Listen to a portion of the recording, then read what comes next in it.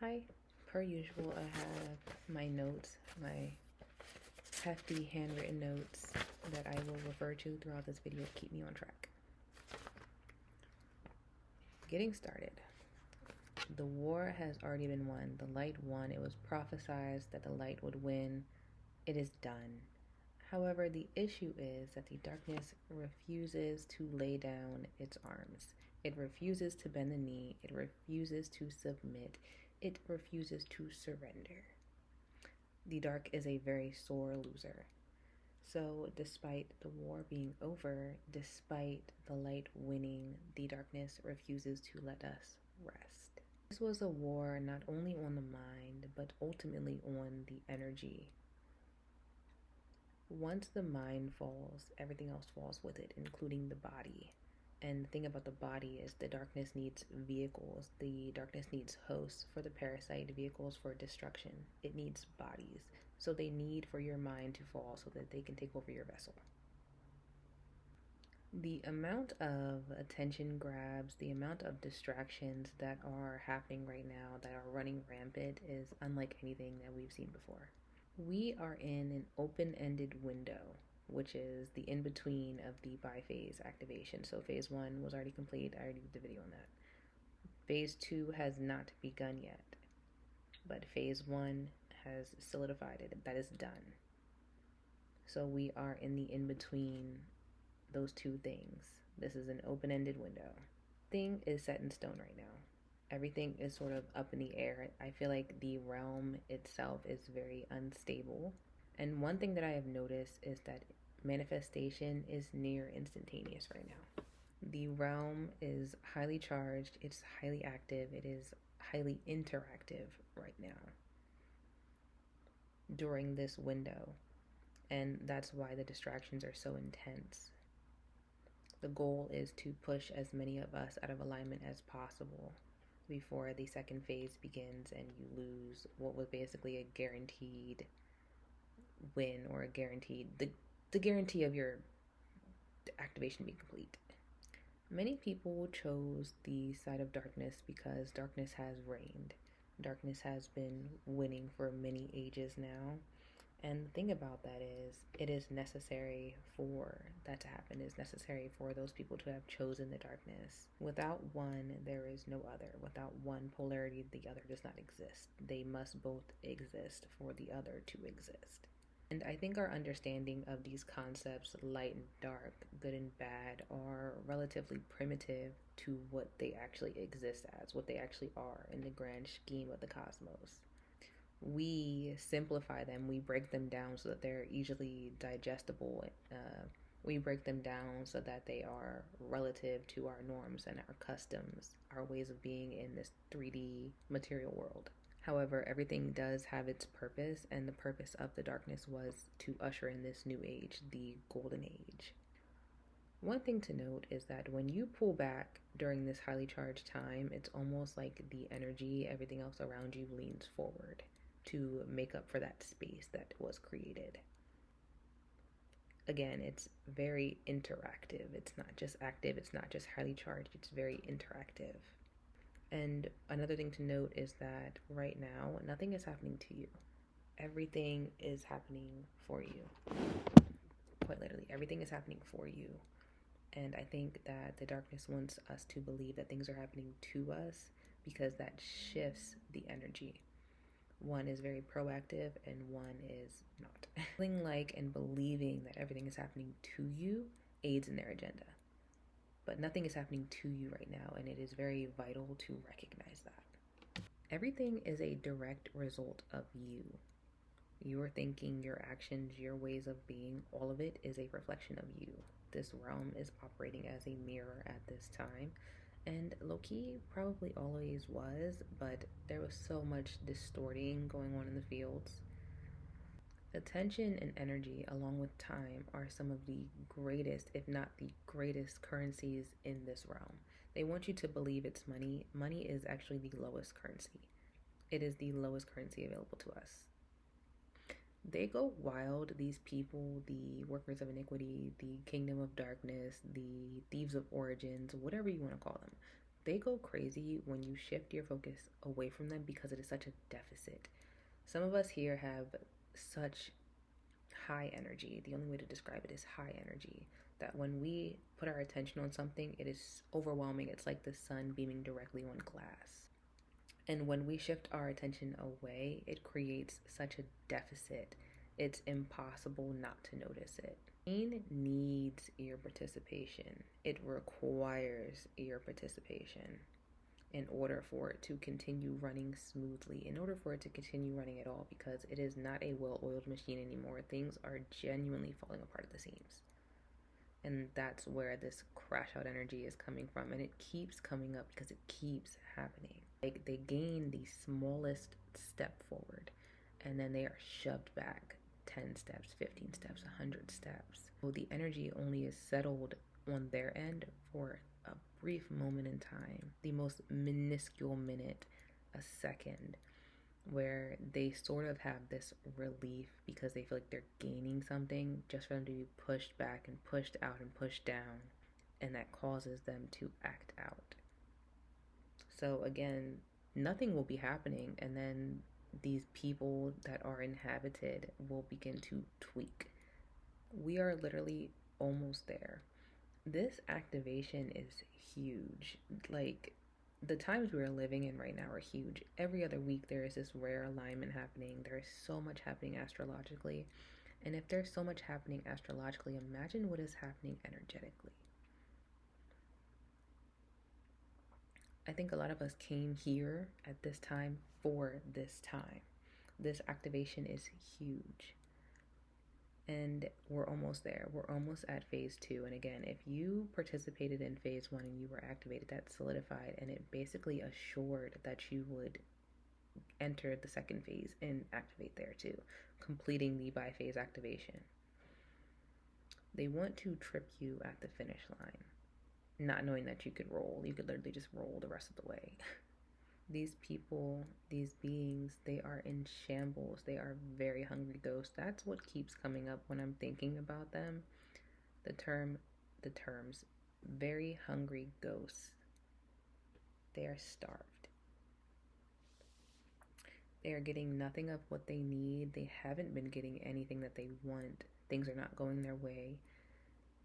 Anytime they gain, they lose twice as much. So they just cannot catch their footing.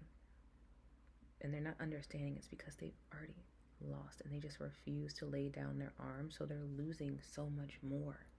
They want you to continue fighting. That's another reason that they won't lay down their arms. They want you to continue fighting because it feeds them.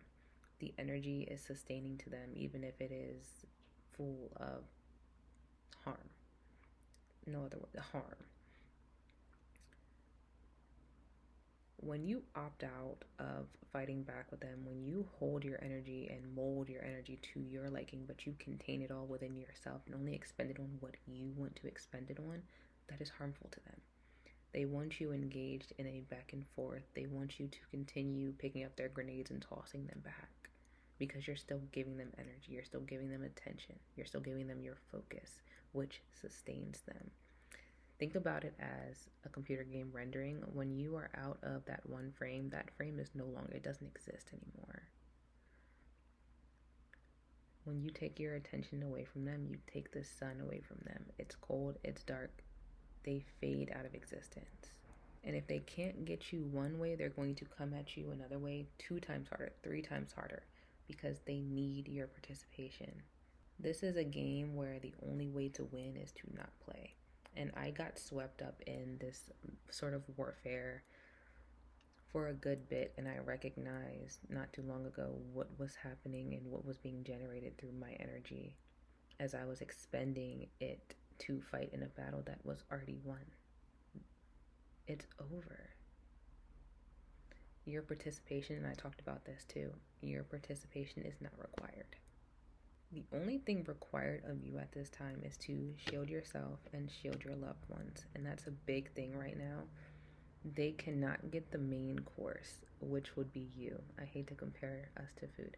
They can't get the main course. So they're going after the ones who are tethered to you, who are connected to you, who you have bonds with. That could be your children, that could be your friends, that could be whoever is close to you, who would be in your bubble.